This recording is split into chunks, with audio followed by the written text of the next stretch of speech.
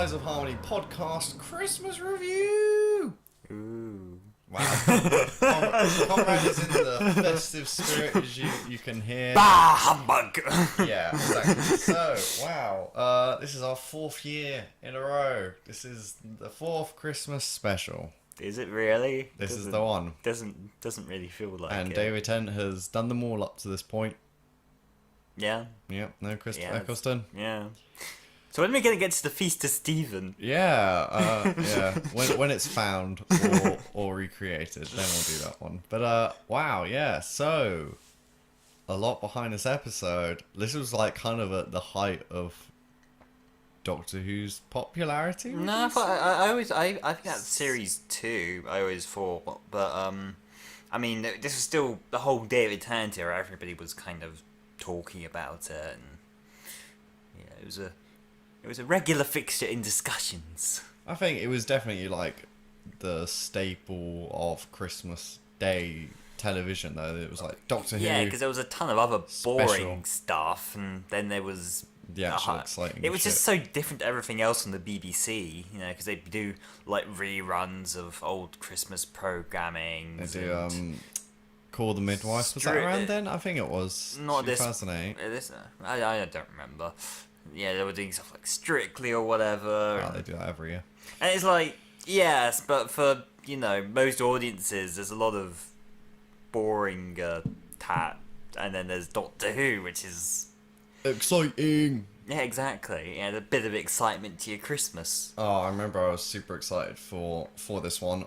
So usually, like, as we've kind of discussed, they do Children in Need clips, and obviously we haven't done one this year because they kind of just showed the first, like, just before the title sequence of the episode for it. But I remember just watching it over and over. It's such a lovely opening. Like, the music by Murray Gold is just so good. I love that. It always makes me. It just feels like Christmas as well. Just that track. It's just like, I know, somehow really encapsulates like the whimsical kind of Victorian. Yeah, I can see that. I don't know how. Well, I kind of understand like the mechanics and like, but it's just a really good, like, solid, like, track, and it's number 1 on the specials track, so that's something. So yeah, I mean, the other big thing is first time with Cybermen since Doomsday, which is actually quite a long time. Like, there's 2 full series worth of them not appearing, which that's why. Isn't so bad. Oh, yeah, no, 'cause it they was don't, great. They don't have the licensing complexities that they do with the Daleks, so Yeah. and they can afford to do that with the Cybermen. And yeah, I was really excited. I remember like, oh yeah, finally Cybermen. Like, I think maybe it took me a while to even realise that was the first time we've seen them in like 3 years almost, pretty much. Well, because we had other excitements to worry about, like That's the true. Master and Yeah, the Daleks again and again. they're so cool. I love this design of a Cyberman, actually. It just looks so... It just looks like metal. Though, actually, no, that one thing I would point out in this one, I think sometimes the lighting didn't help and it just didn't look super metal. I think a lot of those. I think a lot of the issues with Cybermen is when they kind of get into the CG of it.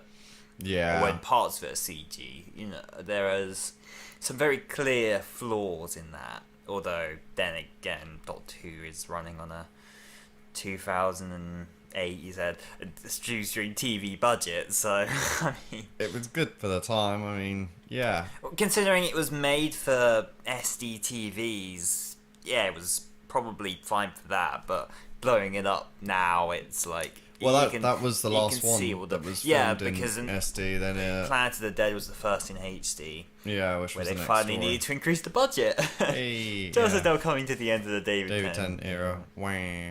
But yeah.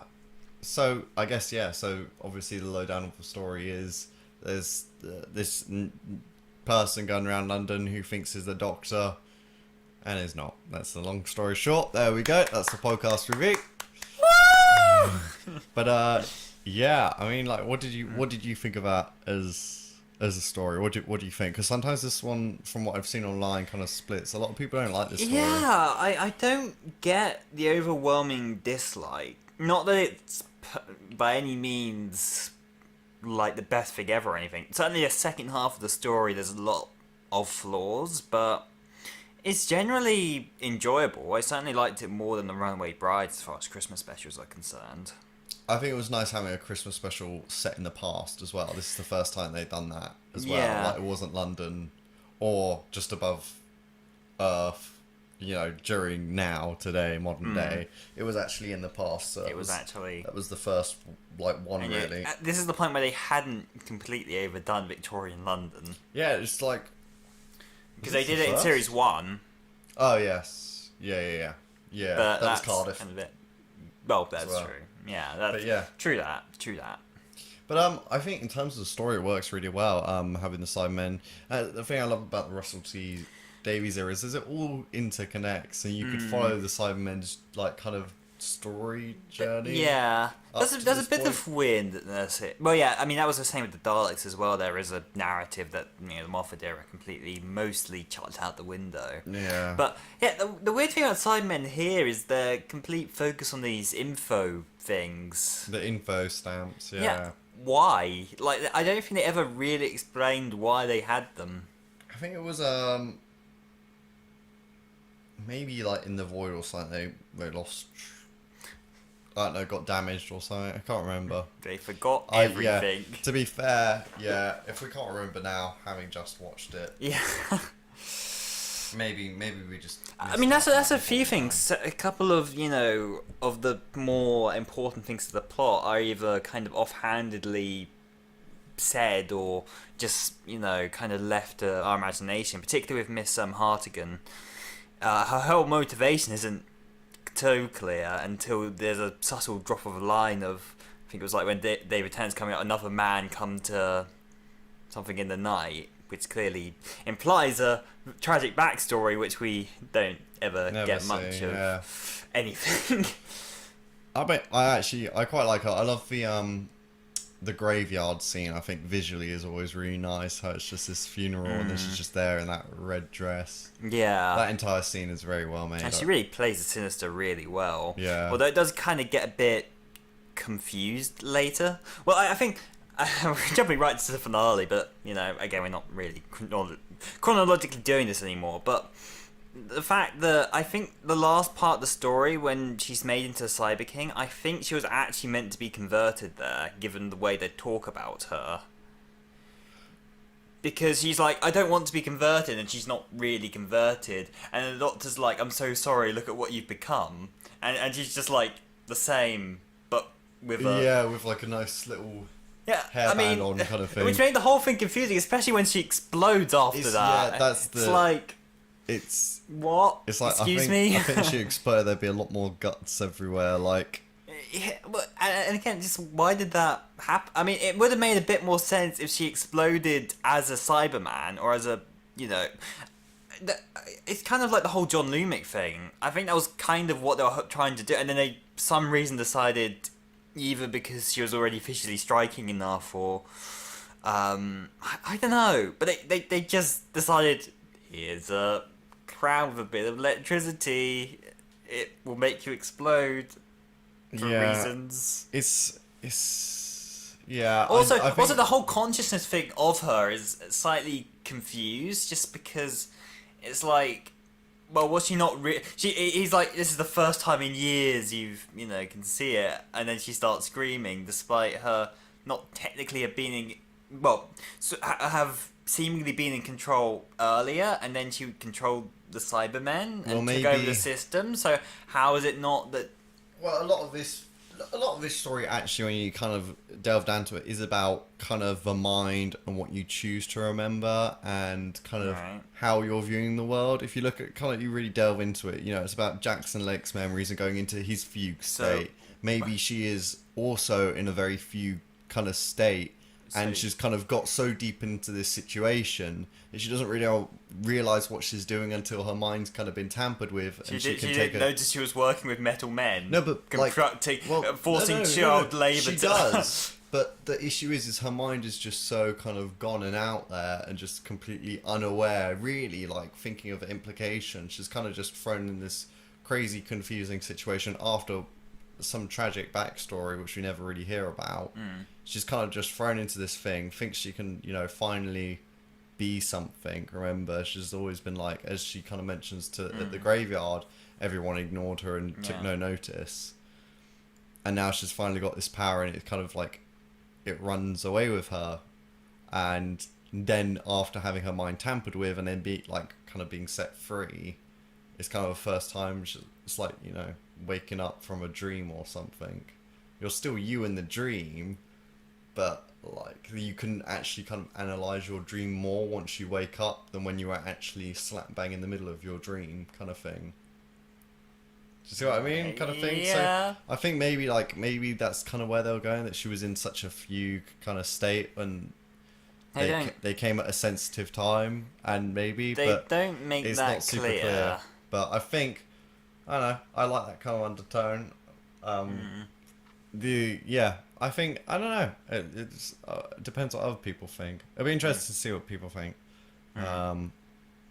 What other people think, because usually people just go, alright, it's not a good Cyberman story, but I don't think it's strictly really... It's not meant to be a Cyberman story, exactly. It's a Cyberman survival story. They're just trying to survive. You could have mostly cut the Cybermen out of this, and it wouldn't have changed that much, to be honest. Yeah, it's more about... Like, the story in itself is kind of interesting, but, if you're looking at this expecting a Cyberman story, you're not really going to be very satisfied much. What about is it the Shapes? Is that what they're called? The Shades. Shades. The yeah. Cyber Shades. I always forget what they're called. What do you think of them? The weird kind of dog.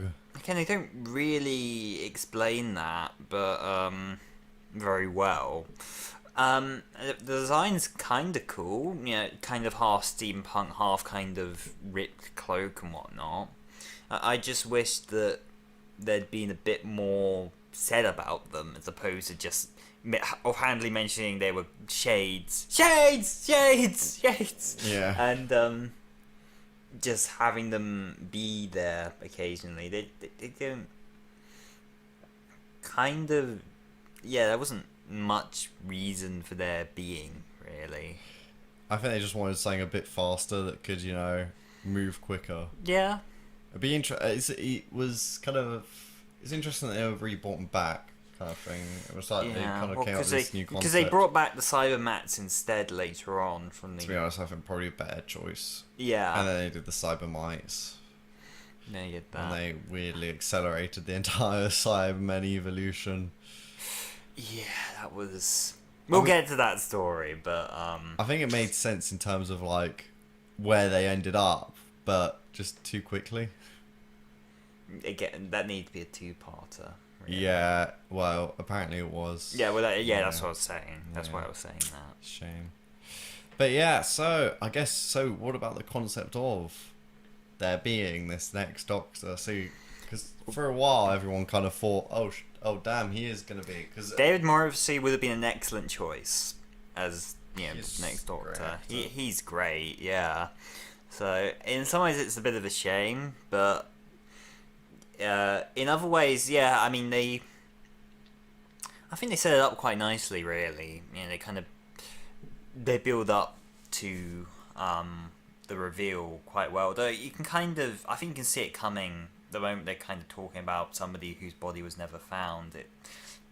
I mean, if you're paying attention, you're gonna very quickly click. It's like, it's probably him, isn't it? I think as a kid I didn't quite until even the reveal of the timestamp, actually, or maybe like I was kind of like, as a kid you don't get it, but I mean, as an older watcher, I don't think they're exactly subtle about hiding their hints exactly. I mean, they never outright state anything. Of course, but... there's that bit where he listens with the what's it called, stereoscope thing? Yeah, to listen to his heartbeat, and like there was a line in there originally which was cut about like just him having one heartbeat or something, like one healthy heartbeat or something. I think the 10th Doctor says. So, but they cut that out just to kind of extend it a little longer. That unsurety. But I just love like all the little quirks they did to David Morrissey's Jackson Lake character, like like the sonic screwdriver just being a wooden screwdriver, and it's like it's Sonic and makes wood. That's Sonic. I like the TARDIS being the hot air balloon. I like how that ties into the final act. It's all very nicely kind of sewn together. I think his costume's really What cool, happened to though. that TARDIS at the end? Yeah, I don't know. I don't know how the Doctor got down either. Like, you can't control those things. What they don't tell you is that the end scene happens 3 days later. Yeah. It was actually, it was the 28th, Christmas past. The Doctor just wanted to go, and it was like, no, stay for dinner. I was like, oh, fine, I'm hungry. But yeah, I mean, so the other cool thing is that I think this is the first time they officially had Paul McGann's face as part of like the Doctor lineup, making him official. Which I mean, Well, I don't think that was ever really in doubt, to be fair. at that point, But the fact that they had Sylvester McCoy in the TV movie Regenerate. Oh, no, actually, no. The first time must have been in his diary. Actually, Human Nature. Yes, it would have been. That would have been the first time. But yeah, this was. I think the first time they actually put classic footage. Yeah, the reused footage. I think, I mean, that only really happened here around 11th hour. Yeah. So, I mean, but it was kind of a big deal at this point because they never really. I mean, of course, they acknowledged bits and pieces of the classic and 50th series. anniversary. Huh? And 50th anniversary.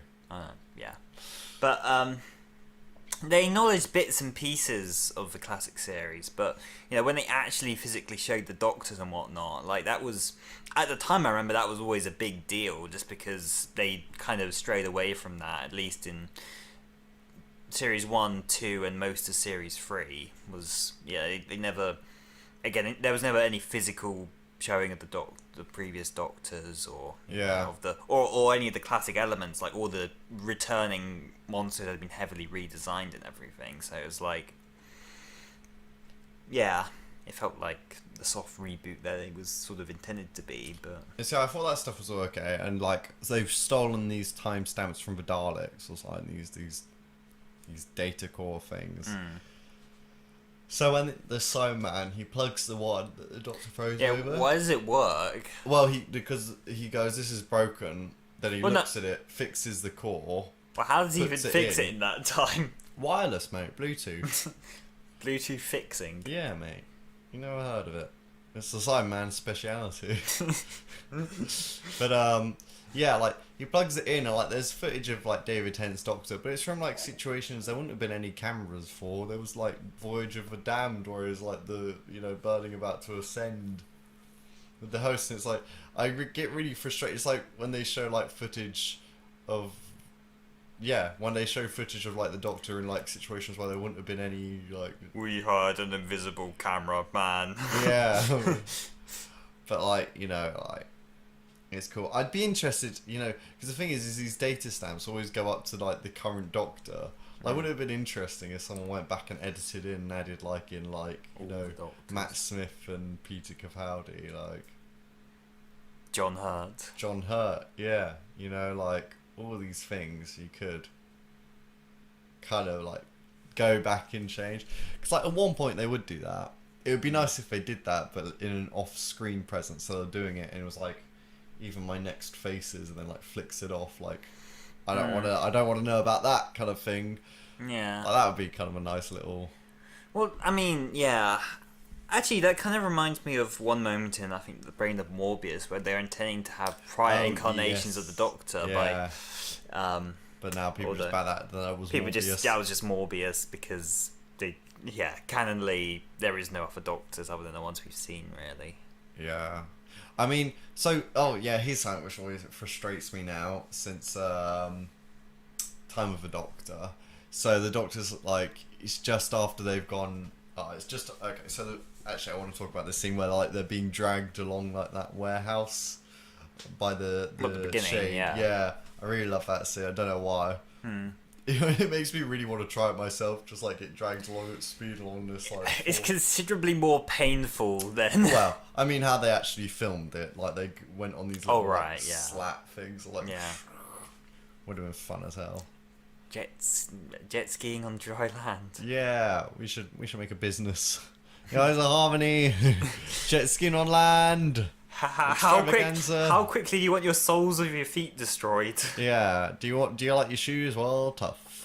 They got. My question is, how does Rosita get all the way upstairs and an axe to cut the rope by the time that they reach the other side of the warehouse? Like, she must have sprinted Yeah. or teleported. Or they're being dragged very slowly. Yeah, actually, it was all sped up footage. Yeah. Because, yeah, I'm like, how did she get... like, they went up, like, 3 flights of stairs. Like, the amount of time it would have taken her to go up those would have been the other side of the, like, freaking place by then. She didn't take the elevator express up with the rope, you know? But, yeah. Yeah. I really enjoy, obviously, David Tennant's great as always, and his dialogue with David Moisey. I like how it all just pieces together, like, you know, the memory and his wife, and then his kid. Well, the one thing about that was the moment that he has that revealed, you know, he kind of breaks down to sad, and then it cuts to the kind of mysterious, kind of bouncy music. It's just like that kind of felt wrong there. Oh, yeah, yeah. There was weird cuts. Overall, I think the directing's pretty good, though. I think it's really nicely shot. Again, most of the issues I have technically come from its age. So Cyber King itself looks pretty terrible, really. Yeah. Like, you see the original concept art for it, and it's darn cool. You look at it in the actual thing, and it's just like, is this supposed to be an N64 model? Yeah. I mean, the thing I don't get is like it's stomping around. Like it would have destroyed so much in just one stomp. I'm like, the doctor how is specific. that You know, the forgotten? thing is that he specifically mentioned that there's a conversion center in the middle ready to convert like Millions. millions. So why are you How on stomping earth on are you gonna do that? How? Yeah. How? If you're stomping about, how are you gonna convert people? there's elevators in the legs. Right. I don't know. Who knows? But yeah, it's like this thing which is firing and killing. And it's like, don't you want to? Why do they not rejoice? Yeah. Me when I see an ant's nest and start stomping on it, like why do they not rejoice? Why do they run around panicked? I am your god. I bring you home. If you're happy and you know it, stomp your feet. Be happy. Yeah. I mean, for some people, being stomped on is their happiness, but that's not relevant. That's too dark. No. Absolutely not. Not on here. So, Christmas family time. Yeah. Yeah. It was a very solid. I think it's fine. I mean, it's flawed, but it's an enjoyable watch. But it's kind of all I can really say about it. Really. I want to know where the Cyberman with the brain visible was during Doomsday. I mean, not necessarily present, I suppose. Unless they because converted someone. The Cyber Leader can change. Yeah, but like the design of the brain being visible in the helmet, like there must have been like someone made. Well, I mean, it could just be that whole front panel was blown off at some point, and they used Victorian materials to make a glass thing, like they have with everything else in this that episode. would be cool. Yeah. Oh, Cybermen, eh? Yeah. Would you still say Age of Steel and Rise of the Cybermen is the best Cyberman story of modern Who? New Who? Yeah. I think what else have we had? We have Closing Time. Well, World Enough in Time. Oh yeah, shit. No, Well Enough Time definitely the best actually. Yeah. That definitely is a Cyberman story. Yes. Yeah.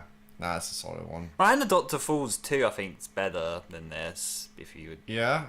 So you'd say that's the best New Who Cyberman story then? Yeah. Yeah, I would. Oh yeah. Well, I think I'd agree. easily one of my favourite episodes. Period. To be honest, I think. Both of them. Yeah, that's so good. I mean, you saw my rankings. Yeah. It was like what, right at 4th or 5th, I think. Actually. So good that story. Yeah, I think I'd say that one's the highest. Then I put Age of Steel. I'd put this as my third favourite next Doctor in terms of Cybermen. Yoo-hoo story. It's even. I mean, Nightmare in Silver has its own set of problems, but in some ways I kind of prefer it just on what they tried to do with it, even if it doesn't entirely work. Maybe. I don't know, it's difficult. I need to think about that. I love the This idea. is very safe. Yeah. This is a very safe story. I And in some ways, I'd like to applaud that ambition over this, which is just, alright, I fine. think It's kind of junk food in a way. everyone knew that David Tennant was leaving at this point, so I thought it was they were doing it as a kind of gimmick at the time. Yeah, we were like, it was. like, hey, this is going to be the next one, and it's like, no, it's Hint, not. hint. No, it's not. No, it's not. And yeah, Which, at the time, I think, especially when the Matt Smith era was, kind of well, probably around Series 6 when it wasn't so hot. It was just like, at the time I was just like, darn it, I really wanted David Morrissey. But in retrospect, yeah, Matt Smith did a great job. And oh yeah, I love Matt Smith. In hindsight, in like, hindsight, I yeah. think the issues all just came out, and we were used to the series being this Christopher Eccleston, David Tennant-esque thing, and actually looking back, the Moffat era, while it had its faults, was still a very solid.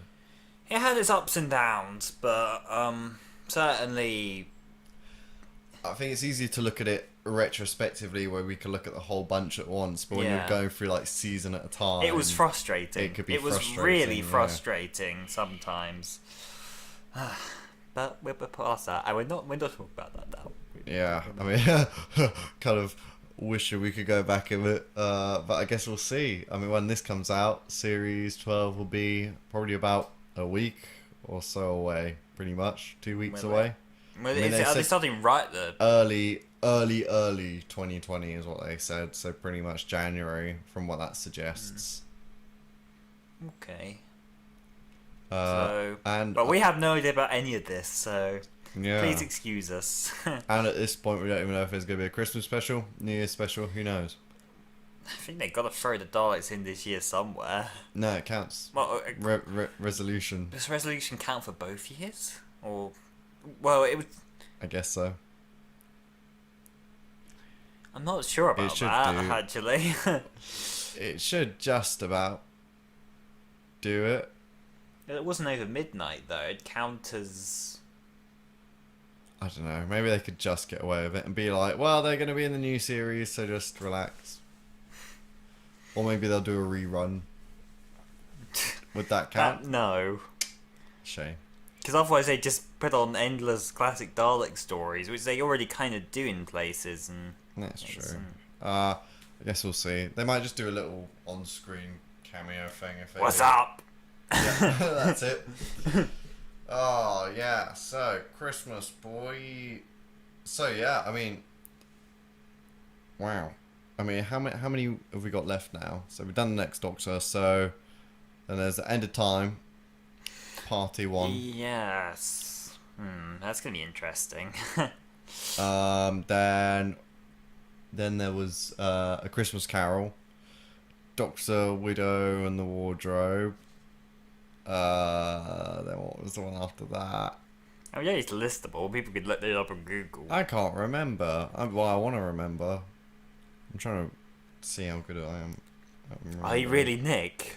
Have Who you been knows? imprinted with one of Usually these I'm good at info this. stamps? Ah! I'm actually Barry from Blackpool.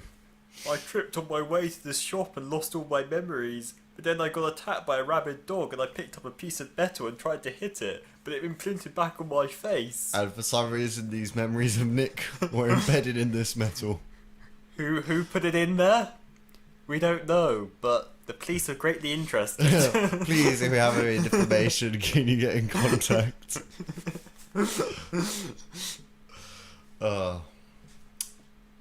Yeah. I think definitely David Tennant had the better Christmas specials out of everyone, though. Yeah, well, I mean, Voyage of the Damned alone is easily one of the strongest. Yeah. That's kind of the high point. Yeah, but What would you rate this one then out of 10? Next Doctor. Like a 6, slightly above average. Yeah. Oh, it's tough because nostalgia clouds my mind and judgment. Because I know I do really enjoy this story. Uh, Like I said, I still for me better than the Runaway Bride because watching that again was. I think maybe yeah 6. Yeah, 6 or 7. 6. The thing is, I know I rated Christmas Invasion quite highly. Yeah, I think we both did. And like individually, maybe it's a better story, but in terms of what I'd want to rewatch, I prefer to watch this one over the others, just because because there's just that enjoyability factor. In terms of I think, in terms of what I enjoy, I give this one like an 8. I really do enjoy. We're not this doing the story. 2 ranking things. Again. I'm not doing the 2 ranking things, but I think like looking at it like more critically, then yeah. But if I just want a Doctor Who Christmas episode, this is probably more of the ones I lean towards watching. Especially because I watched that opening pretty much maybe every single day of December up until, so it's like engraved in my mind. I can see. I didn't watch this every day. Well, mainly because actually, I think at the time most of my Doctor Who stuff was following the blimmin' online advent calendar. If you remember that. No, I was not an online person at that Yeah. point. So basically, I think during the from about the Runaway Bride onwards, every year they would have like a online advent calendar where they just give you little bits and pieces and hints towards the Christmas special as you went along through this advent calendar every day. So they'd actually give you clips and stuff, and it would just be like this slow build up. And whenever they'd release a trailer, they'd put it as the advent calendar for the day, or they might throw on a piece of information or a piece of art or whatever. Or it was cool. It was cool. I really missed They that. don't do that stuff anymore. No, because Which is weird because it's like now's an even more online time. yeah, but the online space has drifted towards a very few selected popular websites. People won't spend masses of time on just the Doctor Who website. Yeah. Really, not like they used to. Especially with the show being more targeted to an older audience now than when it was back then. That's To where, the website as such was designed, for kids. They had games. They, had fun stuff like advent calendars and profiles and whatnot. Now, if you look at the Doctor Who website, it's just a bunch of iPlayer links. I think more than anything, it's just. I remember playing a game though, which was the Next Stop. So like where you have a little like kind of thing at the bottom of the screen, you scroll it left and right, and then the kind of you've got to bounce the ball and break the box. There was a Next Doctor Breakout. one, and there were 5 levels. Yeah, I think I remember that. I finally completed it about I think maybe 3 or 4 years ago. I remember I went back to it because I always failed. I always got to about 4. Fucked There's it. several good ones. I just never beat them. The Last Dalek's probably the most memorable one if you ever played that. That was the Dalek game. Yeah, it was an trying to walk isometric through, Dalek game where you slowly go through the base from Dalek and you build up your powers slowly as you go through, like the Dalek was in the episode. And I think the final boss was the Doctor himself. Never got that far, but there was also a K9 game in a similar style, and there was a 2D game based on Fear Her with the drawn Doctor, and there's another completely separate game where you're running about collecting Argon energy, like a 2D. I don't remember much about that one as such. There was a Cyberman game where you had to collect. You were flying about on an air balloon. You had to throw on the ladders and collect survivors over and over again. Or and I could go on. There were tons of them. They used to release them pretty much in conjunction with episodes for a while, and then they kind of slowly slowed that down and just kind of released the odd thing here and there. Some of them were simple, like quizzes or whatever, but it was an interesting time. Really fun to kind of keep up with, and every time you look at the Doctor Who website, it'd continuously be different stuff, and it just made it interesting to visit, which isn't the case anymore, of course. No, the time I really got into a Doctor Who kind of not advent calendar, but it was just before Series 5 aired, that's when I super got obsessed with Doctor Who. Like, I was watching that trailer every day, trying to pick apart every single frame. And kind of in the lead up to the 3rd of April, they were kind of showing like bits of how they were filming and making the first scene where it was flying, you know, it was flying and the TARDIS is crashing over London. Man, watched it so much.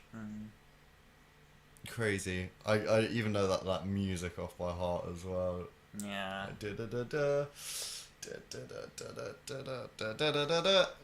And yeah, so good. Yeah, I didn't quite excessively around Series 5. I didn't quite as obsessively look it all up. It's when our internet at our house actually got decent, and like that's when I started getting a bit into it. Well, it was kind of Waters of Mars. It was the year of 2009 that I really kind of get in like more into like going on the internet, and you know, it's weird to talk about. Like, we use it every day excessively now, but like back then, you know, couple hours a day. There was a time I do remember, where it was just like, well, my parents restricted me to a very specific few websites. Not they could enforce it, but you know, like, we only want you on this, and if we catch you, you're going to be in trouble. I remember I went to watch Spider-Man on YouTube, and my parents weren't happy about it, and told and said, no, YouTube's bad. Yeah, that was the thing. YouTube was bad. And this was like when I was in year 6, so.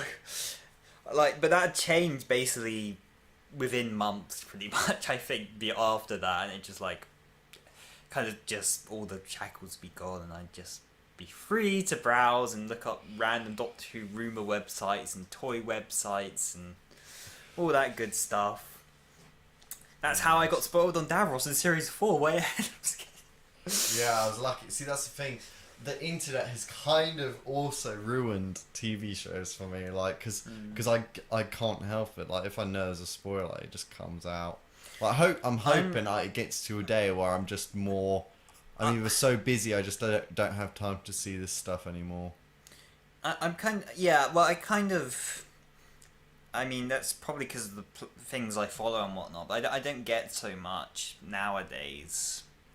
That depends on what it is. It's like even the Jadoon thing for the that was just they did an official press release. Yeah, that was an official. But thing. Even then, like, they always used to do that. Back in the day, though, like, I even missed those. That's how you did. Great it was. I remember it was exactly the same though, because like I remember when they announced the Cybermen and they announced the Sontarans were coming back. They didn't announce the Master, so that came as a surprise.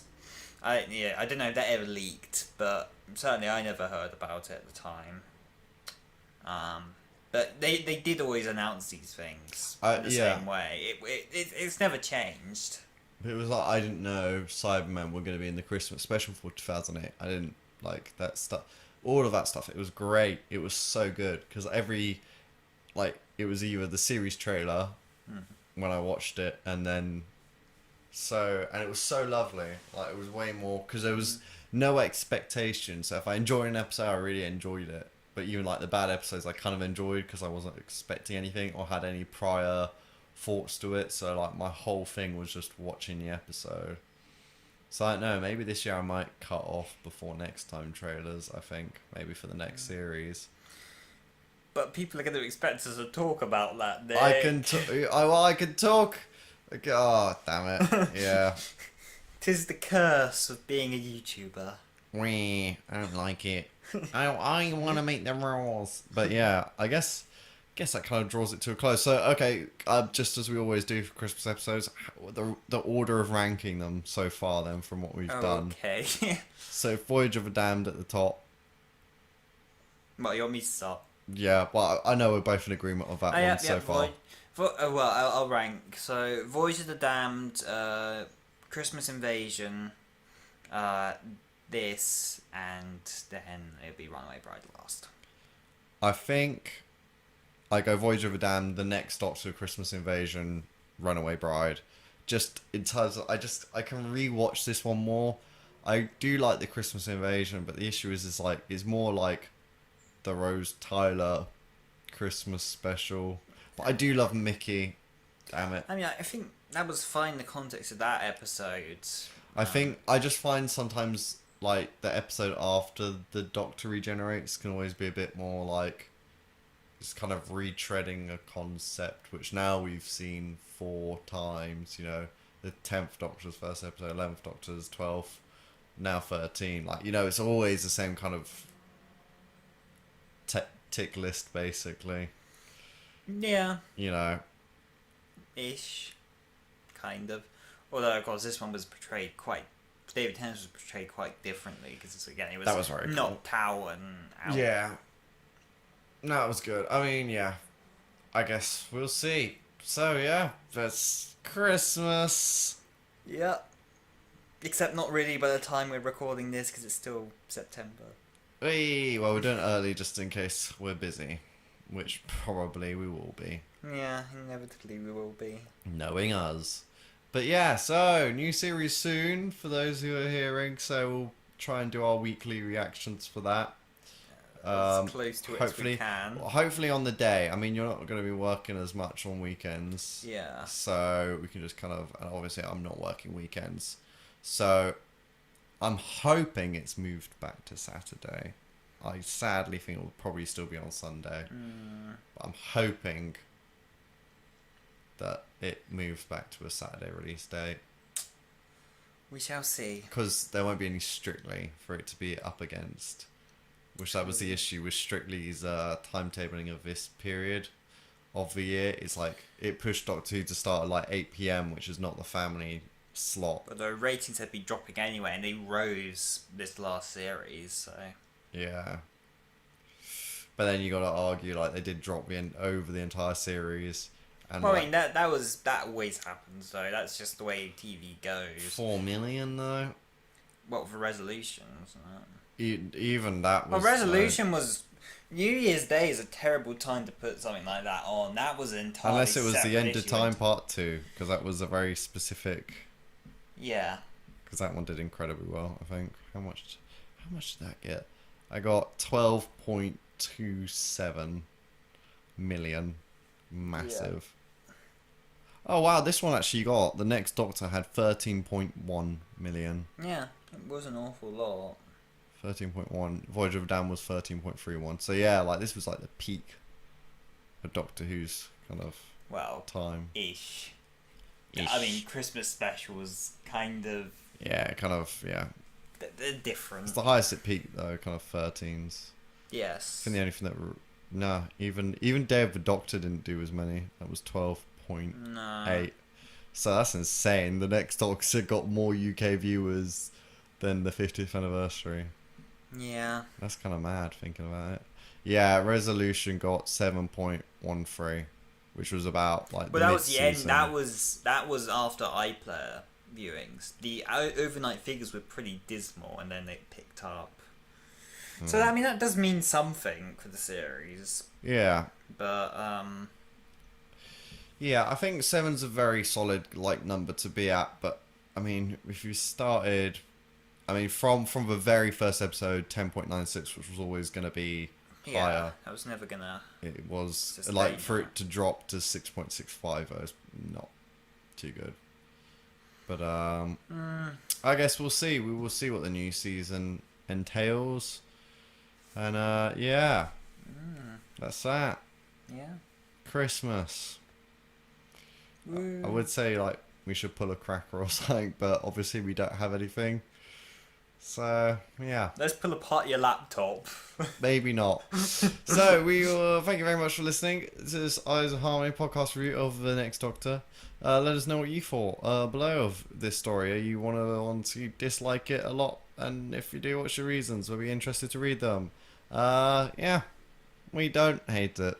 No. That's it. Yeah. Bye. Bye.